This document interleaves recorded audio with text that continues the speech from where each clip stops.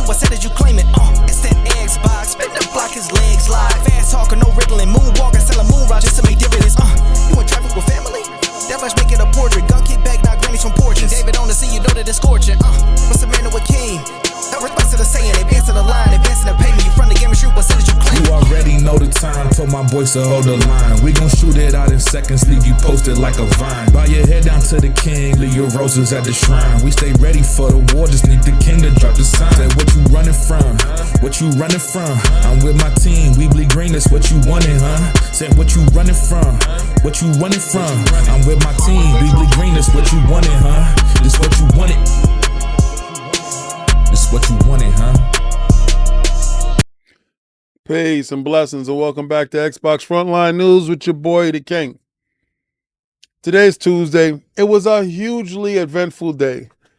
Cog and I didn't get a chance to take pictures today. We had a private NDA event that we attended, and it's always cool to hang out with family, doing things to progress ourselves in the business space, financially, globally, independently, to push the brand forward, to be recognized in these spaces. You don't understand how gratifying it is to understand that people in a professional atmosphere recognize your hard work and your strive to be independent in a space where so many people are constantly dependent on a corporation. Now, I know a lot of people tell me that they never liked the way that Xbox co-opted Hold the Line and never compensated the podcast in a manner that was befitting the rallying cry. I would say this, I'm going to say I make content for the world to use, and when it's no different than me doing that, and you have podcasters that actually talk down on me using that rhetoric in order to make money off of YouTube and other avenues in order to further their career. They're no different than what some of my supporters feel that Microsoft has done. I can say Microsoft has done a lot. And also the same thing for the YouTubers who talk down. They are helpful in the sense that you get people to have public awareness of who I am. And when you get a chance to come to the channel, you realize exactly what I'm about. Now, maybe you might not like it. Maybe you might not like my content. Maybe I poke fun at your precious little PlayStation, and maybe you don't like it. But what I will tell you is that I'm going to be genuine with you at all times. And, this community has been the greatest community that I can ever be a part of. So if you like any of the content, like, follow, and subscribe. Listen to the stuff. This stuff is set in satire. This is called entertainment. And what you have to realize is that you have to be entertained because the world has, as a whole right now, it's kind of weighing heavy on a lot of people. So what I try to do is bring levity, bring a smile to your face, bring conversation in the chat. And I'm in each and every last one of these chats having a conversation with each and every last one of you. And I try to answer each and every last comment that is left. And that's my contribution to you, because if you give me your time, I'm willing to give my time back to you. I think you guys are great. But I want to start talking about the conversations that need to be had as far as the end of the year closeout. What do we expect? I'm going to do a PlayStation year-end summary soon, and I'm going to do a Nintendo year-end summary too. So I got to be well-versed in Nintendo, because Nintendo had a monster year, whether you believe it or not. Nintendo was very powerful in the gaming space. I thought PlayStation was lacking in a lot of areas, but they did do something that I thought was nice. So those two separate videos will be out probably by the end of the week. And again, they will go up for members. And because I noticed that when I did put out the video, it didn't really do too well with Xbox. So I guess y'all didn't appreciate it. So what I'm gonna do is just gonna leave that for members. And remember, members are the lifeblood of the channel. Drop videos daily. So let's get into these topics. Let's start pushing this today. In your lifetime, you ever hope that that you can ride with your buddies, right? Yeah, y'all see me on Iron Lords podcast, and you see how I roll with Cog, Sovereign, and Lord Addict. You get a chance to see how we operate as a squad, and it's I only bring that into play because when Phil was under gun, he reached out for the shooter. And you always want to be in the trenches with somebody that either you've been in a dogfight with or somebody that you know has your back. Because in this corporate world with all this espionage and all this other stuff, you really don't know who has your best interests at heart, right? I mean, literally, you are in a position of fight or flight majority of the time because there's always somebody gunning for your job. Now, a lot of dudes took what I said about Mikey Barra out of context maybe the other day. And what I'm trying to say is maybe Mikey Barra felt that he could do Phil Dominus Maximus Aurelius Spencer, first of his name, job better than Phil could. And that's a valid assessment. You're always supposed to feel that you could be better than the next guy. And given that opportunity, you're able to excel. So, but as a leader, a true leader, they surround themselves with people that are loyal to them. Loyal to them to the point where they're going to let them know when they're right, when they're wrong, how to do stuff, how to move. And also, you don't have to worry about your right hand trying to gun you down. Like if that's really your guy. And no other dude that I know better than that is the shooter, my affectionate name for him, Matt Booty. Matt Booty's talked about the PlayStation 5 ports and explains how the scheduling works. And to be honest, what he's explaining is, Matt Booty, president of game content and studios at Microsoft, has been doing the rounds with the media recently and, to promote Indiana Jones and the Great Circle. And as you expect, he's been asked about the upcoming PlayStation 5 port. And in an interview with Variety, Matt Booty iterated, it's still making decisions by game basis. So that rhetoric that people are running around with, you got to kill all that nonsense with these dudes talking about the whole slate and everything is coming. You ignorant idiots listen to people with hopes and dreams and wishes of Xbox's downfall, but at the same time, you don't understand all of this is chess moves predicated to spend you out of business. And your low IQ probably doesn't understand what spend you out of business is. If I give you $1, well, think about it this way. If I give you product and for every $1, you give me 70 cents and you keep 30 cents, I'm just keeping you alive, though. Just continue to give me my 70 cents on every $1. While you're functional at 30%, but you're never truly a threat because I doubled your money. And at 10% that I doubled the money that you actually make, I take that 10 cents off of that and I put that to the side for accumulation of new assets and new devices. But I digress. Let's keep going. So, it's a case-by-case basis with games, versions for which console. In the case of Indiana Jones, the decision was made to delay the PlayStation 5 launch until the spring due to production reasons, as well as wanting to give Xbox players their great experience, their moment in the sun, their time to shine. We're very much making exclusivity and windowing decisions based on, what the game is. There's also a production timeline on a game. So the decision and spacing comes from there first. We want to make sure that the great experience is for Xbox players from the rip. And then the gap in between when it becomes available for a PlayStation is much more of a production decision than anything else. This game was in production before we even purchased these dudes. So it was already there. The hard lifting was already done. So it's not necessary to get all bent out of shape.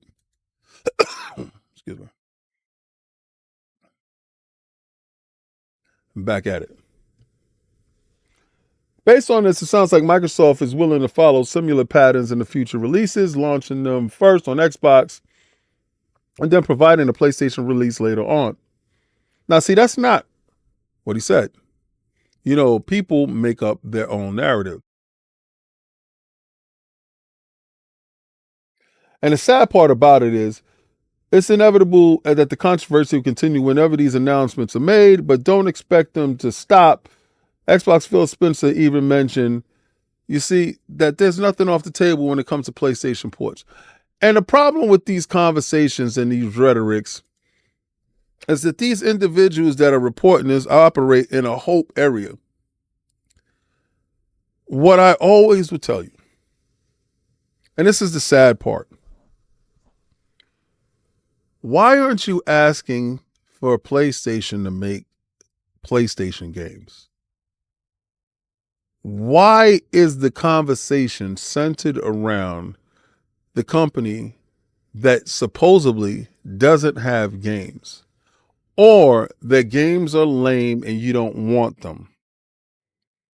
Nobody's telling you that they're offering you anything. Like, if somebody's offering you a bag of crap, are you going to take it? And you know what I mean when I'm talking about crap. I know you low IQ individuals want me to spell it out for you. SHIT. Somebody's offering you that, and maybe your low brain cell individuals can't spell either, but you're not going to take it. You're going to actually just don't even talk about it. I just find it ironic that the 4 games that went over, Pentiment, Grounded, Sea of Thieves, and Hi-Fi Rush, one was a company that they was getting rid of regardless, and they knew that, and they were shopping the product, and it was good that it was well received, but it didn't sell, kind of like Astrobot. And then it was Grounded, that you guys said it was a kiddie game that y'all didn't want, but the lie detector proved that was a lie, because that sold more than Astrobot. And don't get me started on Sea of Thieves, what actually crushes Astrobot till this day on the PlayStation platform. And then you have Pentiment, which I don't know if it crushed Astrobot, but I'm pretty sure that Pentiment is probably close to equal in what Astrobot is doing. Now, I'm capping there. I don't know. I'm capping there. But I'm just saying.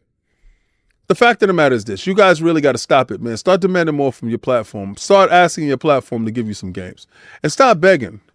Because begging is the part where we announce games that's going, whatever games are supposed to go, and you guys start talking about other games that hasn't been announced, hasn't been talked about, but you bring up your own list. And then you'll start making up words and stories about this list and around these words to make it make sense for you. So then it turns into a hope list. And then it turns into that you're being hopeless and you're begging. It's kind of disgusting, man. Have some spine, have some backbone to you. Not like this, man. Not like this, you port begging ponies. Hashtag no PlayStation 6. We're going to run it up on these bumps. I'm going to keep the boot on Kong's neck this whole generation.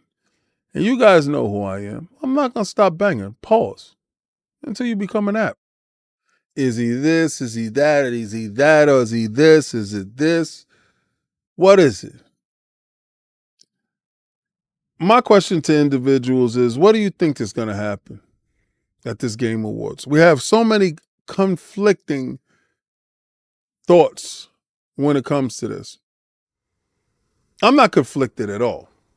Honestly, I honestly believe that Microsoft is going to have a very large extended presence when it comes to the Game Awards. By default, they have too many games that's in pipeline and too many games in tuck, too many third-party deals for it not to be a successful Gamescoms with the advertisements and stuff like that going forward. But questions linger about, is a divide in the community, if you will. You saw people say that Xbox won't have a presence. You saw people that say Xbox will have a presence. And then you have teaser trailers like the one I showed in yesterday's video that a little something showing up, and it shows Xbox logo falling to earth, falling from the heavens, breaking the atmosphere, if you will. A comet speeding towards the Game Awards, if you will. But Xbox Insider seemingly teases big reveals for the Game Awards. It sounds as though Xbox might have something big revealed to set and to take place in just a mere couple of days, which is Thursday, actually. The Game Awards is meant to be an event that honors the year's biggest games and titles. It is also a venue in which plenty of announcements are tied to future games and are coming up for people. Now, Xbox has chosen to use the Game Awards in the past to reveal not only big first-party titles, but also hardware. Now, a credible insider ends up being sometimes right. A lot. If it's not Mr. 98% right, he's close to that guy.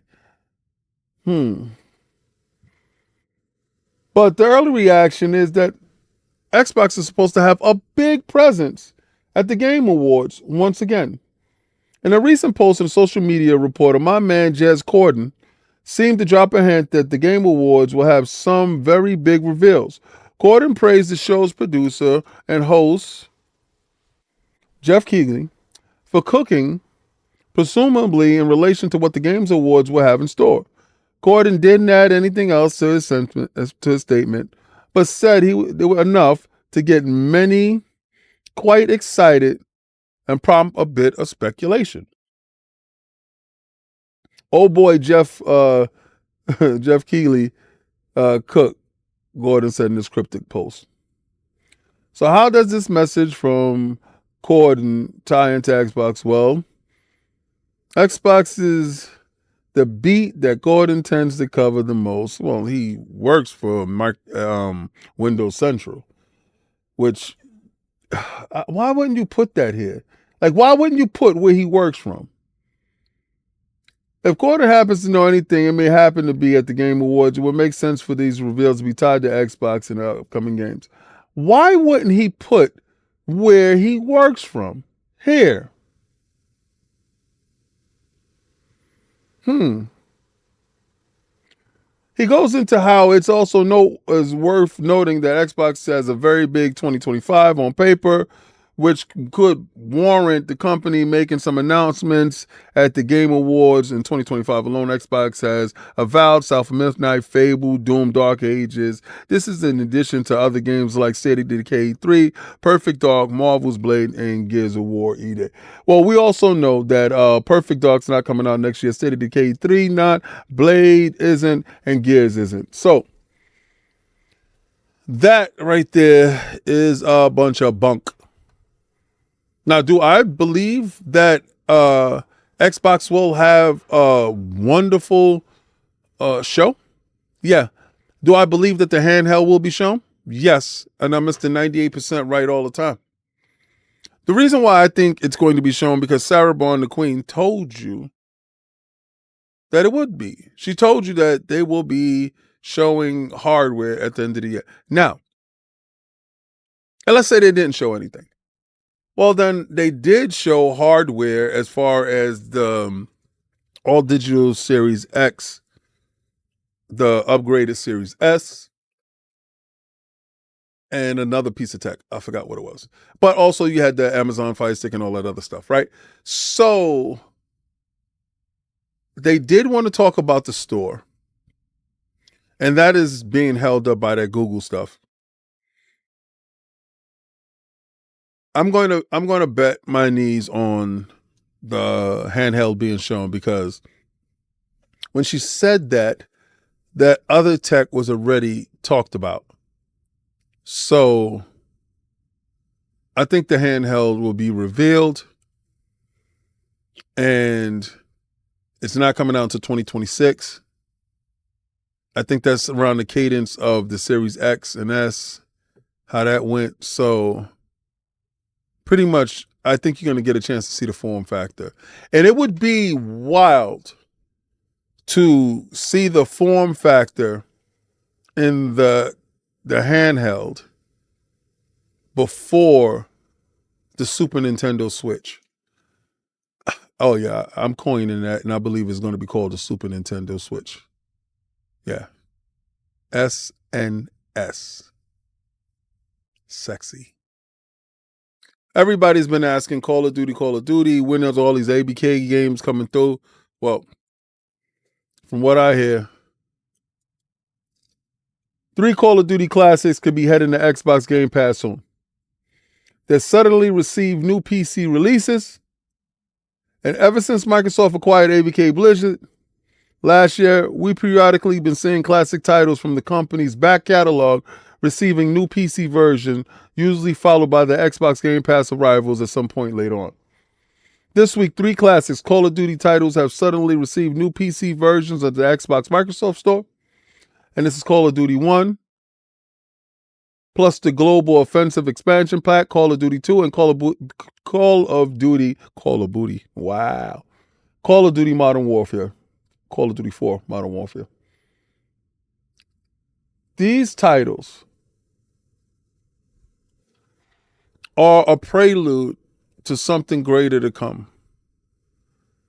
The home of Call of Duty.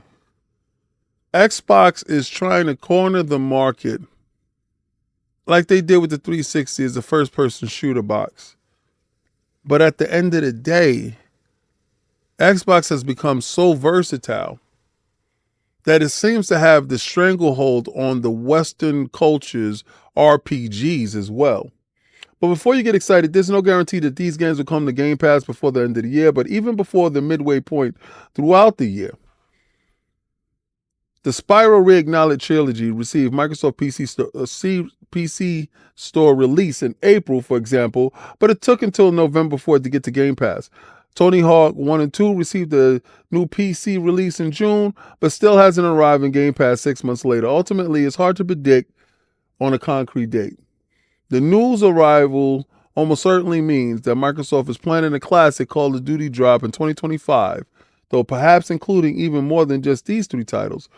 We expect to see a truly popular franchise to be dropped inside Game Pass at some point in time. Is that what you're looking for? Is that what you want? The fight is on. The ability to fight is here. Y'all wanted this.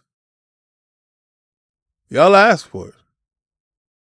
Don't cry now. When I found out Suicide Squad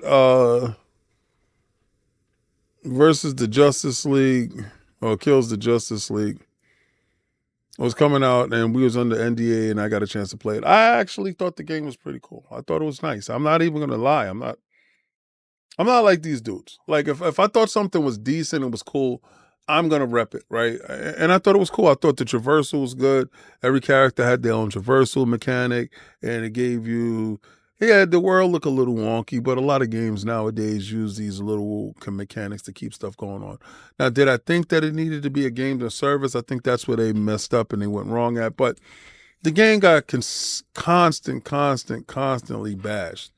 And what I realized is that it's a homeboys club.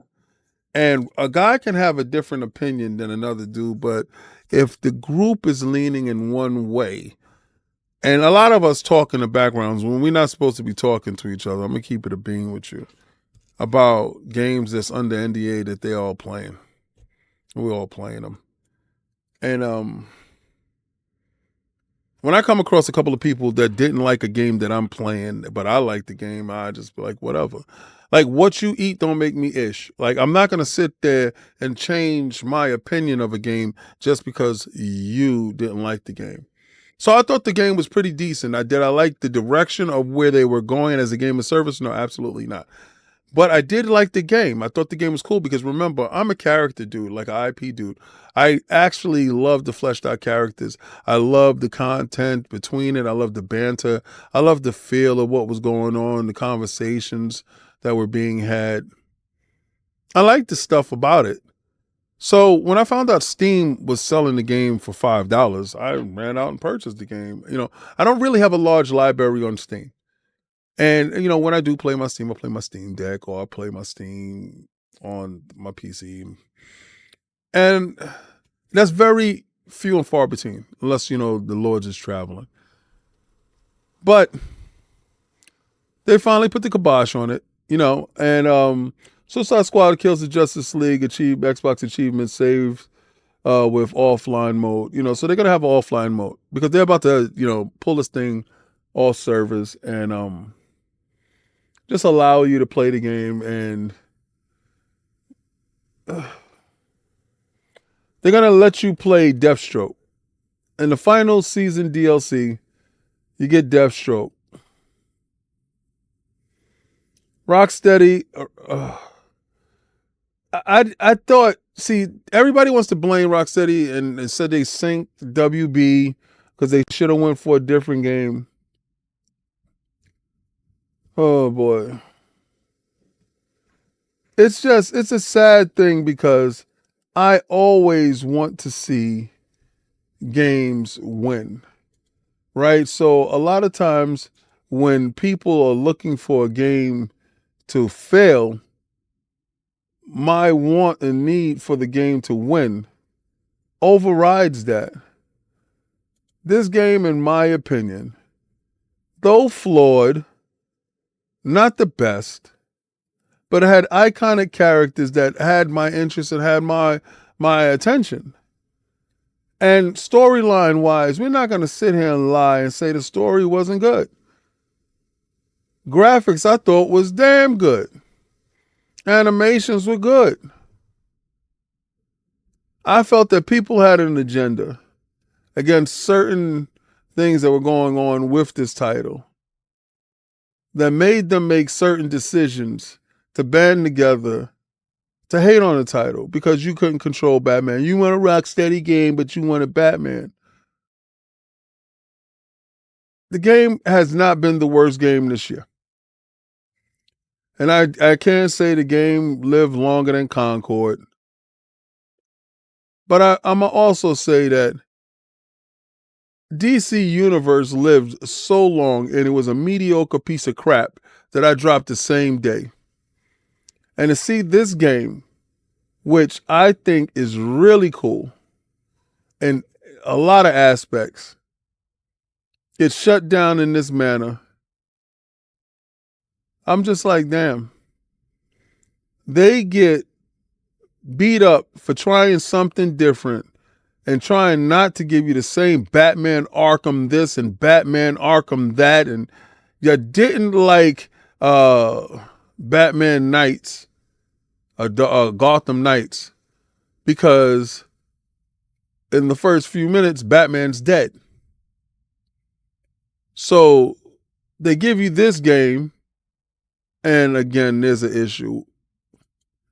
It was a great story. Great gameplay in certain aspects. And a team. Maybe that's not your cup of tea. The team is not your cup of tea. But I always think, and I'm going to be real with you, when it comes to this title alone, I believe collusion was involved. I believe it was a strategic hit from the Now media, my colleagues, in getting this game ostracized out of the ecosystem because they wanted something totally different. You cannot change my mind on this. I honestly believe this to be true because it wasn't as bad as they made it out to be. Was WB wrong for pushing games of service? But what do you think companies that's on the brink of extinction do? They try to make money. I can't fault them for that. Hey, you port begging ponies. Remember all that y'all was laughing at us because we had ads on our Xbox? Boom, shakalaka. Smells good like the way it smells on you. Don't be mad when you do exactly what we do. You a copier, you Mr. Me Too. I'm looking at you and this how you do. Use a pony, and it's true. Use a phony, that's what you do. You like to copy everything that you say that you hate that we bring, but look at you now. You're broke and you need some cash. I'm looking at you, laughing at your broke ass. You're broke and you need some dough. You're out there slinging that on the street. I'm just saying. Anyway, fact of the matter is now that you got ads popping up on your dashboard, your beautiful little PlayStation with its little baby boot. It looks stupid as hell, man. Oh, God, you can't tell me this ain't the ugliest system. But, now, PlayStation got ads. Are you mad or not? That's what I'm just saying. I'm just trying to figure out if every time you turn around, you're doing the same thing we doing. What are you mad at? They're just going to copy us anyway, right? I'm just saying. Hand over your games. You know what I sound like, right? A pony. I ain't even going to hold you. I didn't even know Xbox can do this. Boy, just get to it. All right, so Xbox engineer uses the Indiana Jones to show off the new gamerpic feature. Back in October, Xbox added a new console feature that allows users to create their own custom gamer picks, including an option to use game captures, which is a pretty neat feature that we haven't tried out since the update rolled out, and everyone but Xbox Elder Marine has taken to social media to show off exactly what the new feature looks like. Using a cool Indiana Jones and Great Circle screenshot, Marie created her gamer pick that focuses on the man himself.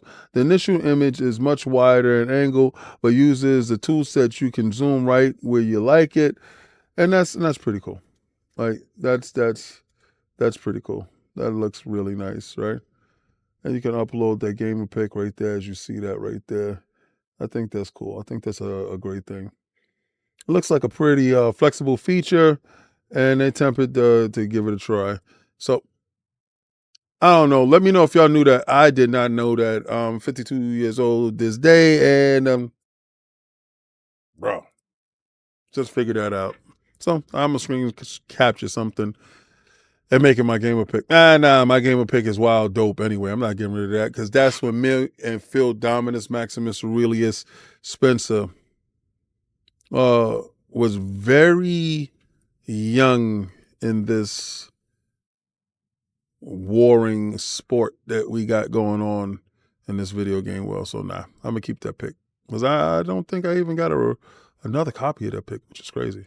See, this is the problem when you have a mid-gen refresh. And you leave it up to developers to say, if they're going to do it, and you don't make it mandatory. And I heard they had some white papers coming out, but I think Cyberpunk falls under a different list of, I don't give a damn what you say. I'm going to do what I want to do. And if you don't like it, take me off your store like you did before. You don't think that companies don't hold you accountable for the stuff that you pulled? You remember when Cyberpunk that y'all considered was broken and y'all didn't want to give back anybody money? What y'all decided to do was take that game and remove it from your store until they fixed it to your standards. Now, there's consequences and repercussions to everything, Smokey. And I honestly think this is a consequence. And this is the repercussions of your actions. A Cyberpunk 2077 update is on its way, but New Game Plus and PlayStation 5 support aren't happening.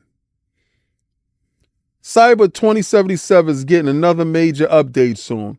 Update 2.2 live stream is happening December 10th. That's today, people. PlayStation 5 Pro support and New Game Plus haven't been ruled out, but it hasn't been added either. Surprise, Cyberpunk is still getting better as the day gets longer. Now, we're not sure what to expect from Cyberpunk 2077 2.2 update, though they do know what's not to be expected. Because CD Projekt Red's global community director told you they're going to pour cold water on your behind on that PlayStation 5 Pro support and New Game Plus rumors. Like, cut it out. You're not getting it. Listen, all you PlayStation dudes from the Hope Brigade, thinking that you can wish things into existence. If I can wish things into existence, I'll wish you out of existence. Bang! All in one fell swoop. Boom! Hashtag no PlayStation 6. I'm going to keep speaking it until you disappear. But at the end of the day, you get no support for a pro. How does that make a PlayStation Pro owner feel? How about we ask them? How do you feel? Well, I feel like I paid a lot of money for it, and I expect everybody to support it because Sony's the best, right? Yeah, but they don't think so. They just think that it's optional and they're going to do what they want to do. I don't feel that's right because I paid my money thinking that there would be support. Well, nobody told you to buy a mid-gen refresh when the PlayStation 5 base console is, if not stronger in some cases, is on par with it. But that's not what they told me. They told me that it was substantially greater. It was 45%, and it had all these percentages. That's in best case scenarios. And that's if somebody gives a damn. So what are you trying to tell me? Nobody gives a damn? They actually don't. I'm just saying. They're running it up on you. You the bum that fell for it. Damn, B. And that's the conversation between the PlayStation 5 Pro owner. And I'm one myself. But I got exactly out of the machine, and I'm getting what I want out of the machine. Listen, if it's going to be Sony's last console, last traditional console, I wanted to just, have it. And I may be doing some stuff. Like I'm going to be doing a giveaway. I'm going to be doing a giveaway at 10,000 subscribers. I'm going to give away 2 consoles. I'm going to give away an Xbox Series X and a PlayStation 5. Slim, discless.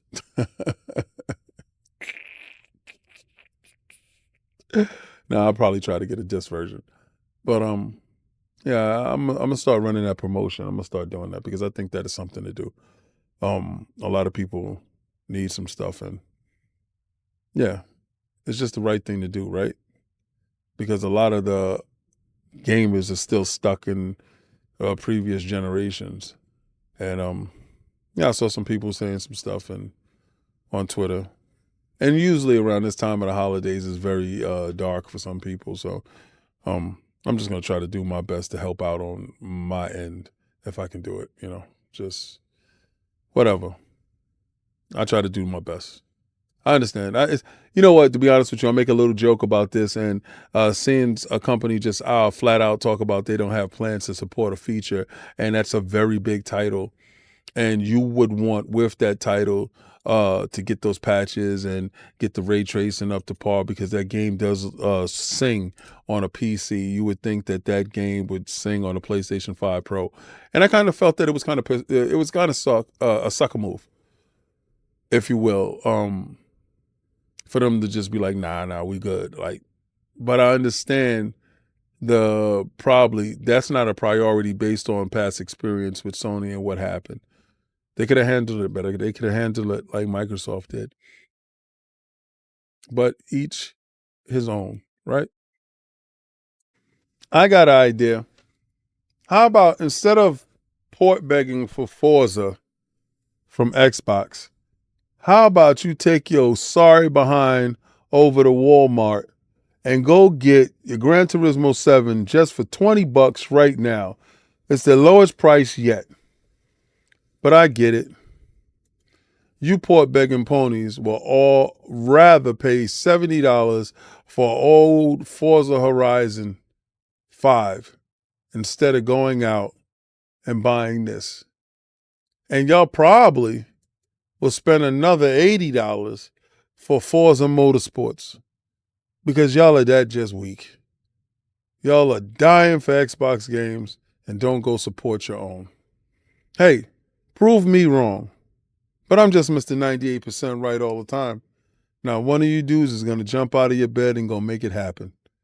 Or get out of your mama's basement or out of that little closet or out of your little floor space that you sit down on. Because you port begging ponies don't do nothing but X for Xbox games, and it's actually sickening. But again, if you missed it,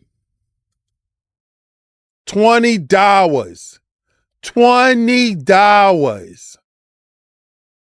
Valari and Iron Lords have come together this holiday season to bring you our iconic Hold the Line and our incredible Advance the Line. In this no red line sale, you can have 2 of these iconic pillows for the first time available through this wonderful partnership with our friends at Valari. Iron Lords loves the product, and you will love the product too.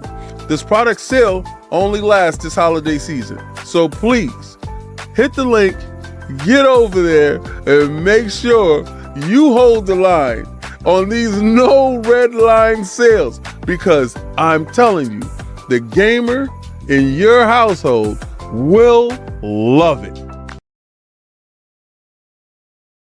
So that we already finished now, and I'm trying to figure out, is Xbox going to have a big presence at this show? Will Xbox show up, show out, and show off? Or will they have a moderate presence at the show, but splash out with hardware? Now, my money is betting on the fact that Sarah Bond is a woman of her word. And I think that she wants to be held accountable and present for the things that is actually happening on her watch. New hardware is what she said, will be shown. So she's always been a person of her word when it came to me. So I'm honestly going to believe that to be true. Now, is there other things that I want at the Game Awards show? Yes, of course. I would love to see the God of War stuff. I think that'd be fun. My question is it going to happen? Should it happen? Why would it happen? Stuff like that. It's things like that that I look forward to. But if it's done well, I want David Jaffe's masterful work to be respected. And I do not want a dumbing down of the Kratos that was the raging ball of testosterone, hateful, anger, vengeful, God-slaying, God-killer Spartan. I don't want them to cut any corners when it comes to retelling, remolding those stories. I don't want any of those agendas that are permeating our games in the manner that it is. Do I want Xbox to show you any of their exclusive games that are coming up? No. But I understand this is a game, and it's a game of chess, and they're playing chess to a point where they're in the 4th dimension, and they're trying to push all the chips to the middle of the table, and they're trying to actually win. And they are winning, because there was stuff that was done today that, Cog and I got a chance to understand and check out, and those conversations were had, and Microsoft is all over the damn place. And mind you, this wasn't a Microsoft event. But I understand exactly what's happening and what is to come.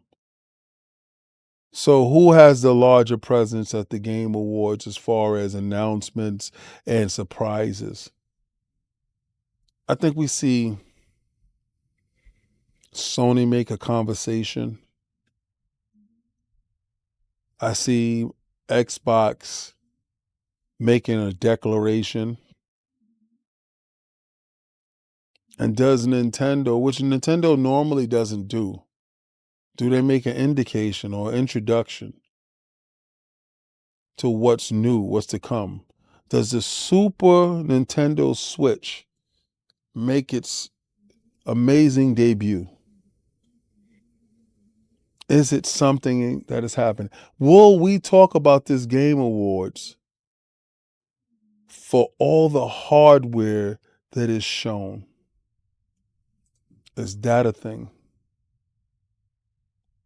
I personally hope that stuff happens, because I think, honestly, it'll be something special to see.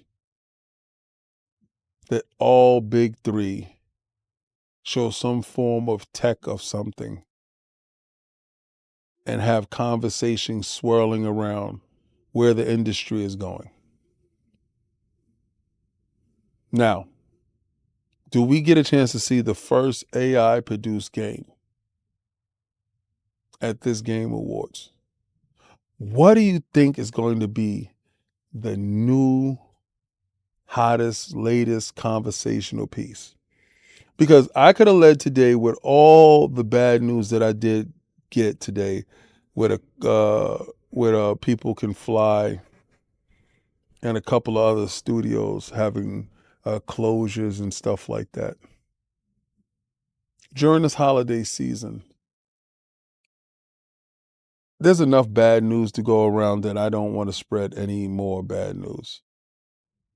So I chose really not to go and really talk about those titles in the fashion, because I think people need to have hope, especially going into a new year. This was a wonderful year. It had its ups and downs, as the industry. And a lot of people think that the industry is probably settling in. Actually, I don't think so. Actually, I think that the industry is going to become way more volatile than people ever truly expected, based on all the stuff that is going on with AI and everything else like that. But our console manufacturers and our game developers that we look to push the industry forward, that's Microsoft, Nintendo, and PlayStation. Xbox, and Microsoft, Nintendo, and Sony. We look for them to lead the way, to give indie publishers or publishers like Devolver Digital and those people of that ilk a beacon in which their games can be spread across the world to the dedicated gamer. The PC gamer is always going to be the PC gamer, which utilizes the PC for everything other than gaming, and then gaming as a secondary option. Some people use the PC as a main option. But we've seen the rise of the handhelds, and now we're seeing that the console manufacturers are stepping into those shoes, with Nintendo leading the charge. The Super Nintendo Switch should be a powerful piece of tech that has allowed you to play stuff like Indiana Jones and this Call of Duty, Black Ops 6, and all the wonderful Nintendo titles. And the fact that it's back compat actually will pose a bigger threat to Sony than you think. And the reason why I believe this to be true is because Xbox games will be available on the Switch. So Xbox will be making money there. And we did see that Sony was palatable in placing games on the Switch. So do we see Astro Bot launch on the Super Nintendo Switch at its launch day? That's a question to be had, and I want people in the chat to say if they believe that the Super Nintendo Switch will have Astro Bot available on the console.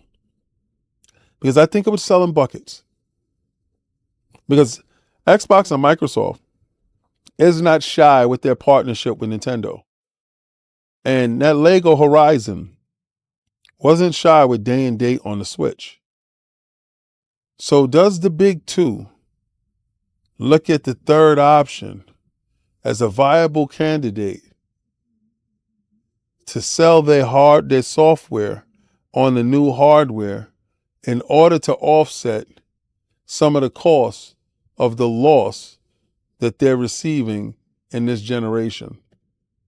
I honestly believe that can be a deciding factor in this next upcoming year, in which games are coming out and people shown this year they are more discerning when it comes to spending their cash. But this is Xbox Frontline News, and this conversation is a very thought-provoking conversation for high IQ individuals, not you low IQs, trollobites. Somebody gonna tell me something is wrong there.